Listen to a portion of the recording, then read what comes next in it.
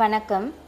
குறிப்பாக நைட்டு தூங்கும்போது எனக்கு ஷோல்டர் ரொம்ப வலிக்குது. என் தலைக்கு மேல கைய தூக்கவே முடியல. என் கைய பின்னாடி கொண்டு போக முடியல. பின்னாடி எனக்கு ஹூக் போட முடியல.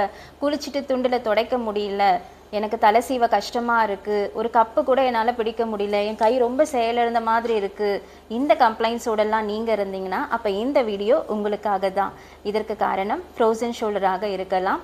ஃப்ரோசன் ஷோல்டர் தோள்பட்டை இறுக்கம் அல்லது தோள்பட்டை உறைதல் அப்படின்னு சொல்லுவாங்க. ஷோல்டர் ஜாயிண்ட்டை சுற்றி ஒரு கேப்சூல் மாதிரி ஒரு லேயர் இருக்குது, அதாவது ஜவ்வு. இந்த ஜவ்வில் பல காயங்கள் ஏற்படும் போது இந்த காயங்கள் எல்லாம் ஒன்று சேர்ந்து இந்த கேப்சூலை நல்லா இறுக வச்சிரும். அப்படி இருக்கும்பொழுது அந்த இடத்துல ஃப்ளெக்சிபிலிட்டி குறைந்த உடனே அந்த இடத்துல வலியும் வீக்கமும் ஏற்படும். உங்களுக்கு மூமெண்ட் வந்து சரியாக பண்ண முடியாது. மோஸ்ட் காமனாக இது யாருக்கெல்லாம் வரும்னு பார்த்தீங்கன்னா, டயபெட்டிக் பேஷண்ட்டுக்கு 90% வரும். ஏன் அப்படின்னு கேட்டிங்கன்னா, பிளட்ல வந்து சுகர் கலந்து இந்த சுகர் வந்து அந்த கேப்சூலில் போய் டெபாசிட் ஆகி அந்த கேப்சூலை நல்லா இறுக செய்திரும்.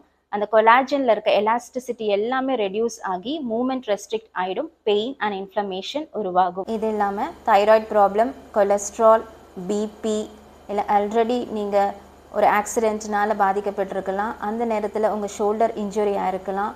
ஷோல்டர் சர்ஜரி பண்ணி ஸ்டிஃப்னஸோட மூமெண்ட் பண்ணாமல் இருந்திருக்கலாம். நீங்கள் பேட்மிண்டன் விளையாடுற பர்சனாக இருந்தால் இந்த ஃப்ரோசன் ஷோல்டர் வரத்துக்கு நிறைய வாய்ப்புகள் உண்டு. ஸோ இந்த ஃப்ரோசன் ஷோல்டரை 3 ஸ்டேஜஸாக பிரிப்பாங்க. ஃபர்ஸ்ட் ஸ்டேஜஸில் பெயின் இருக்கும், பட் ஷோல்டரை வந்து உங்களுக்கு நல்லா தூக்க முடியும். செகண்ட் ஸ்டேஜில் வந்து பெயின் கிராஜுவலாக ரிடியூஸ் ஆகும், பட் மூமெண்ட் வந்து ஆஃபாக தான் இருக்கும். தேர்ட் ஸ்டேஜில் டோட்டலாகவே மூமெண்ட் வந்து ரெஸ்ட்ரிக்ட் ஆகிடும், இப்படியே ஃப்ரீஸ் ஆகிடும். இதுதான் நம்ம ஃப்ரோசன் ஷோல்டர்னு சொல்லுவோம். ஸோ இந்த 3 ஸ்டேஜஸ் ஆஃப் ஃப்ரோசன் ஷோல்டர் நம்ம பார்த்தோம்.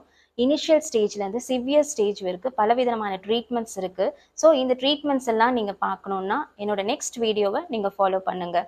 லைக் பண்ணுங்கள், ஷேர் பண்ணுங்கள், சப்ஸ்கிரைப் பண்ணுங்கள். என்னோட வீடியோஸை நீங்கள் தொடர்ந்து பார்க்கணுன்னா பெல் ஐக்கானை டச் பண்ணுங்கள். தேங்க்யூ.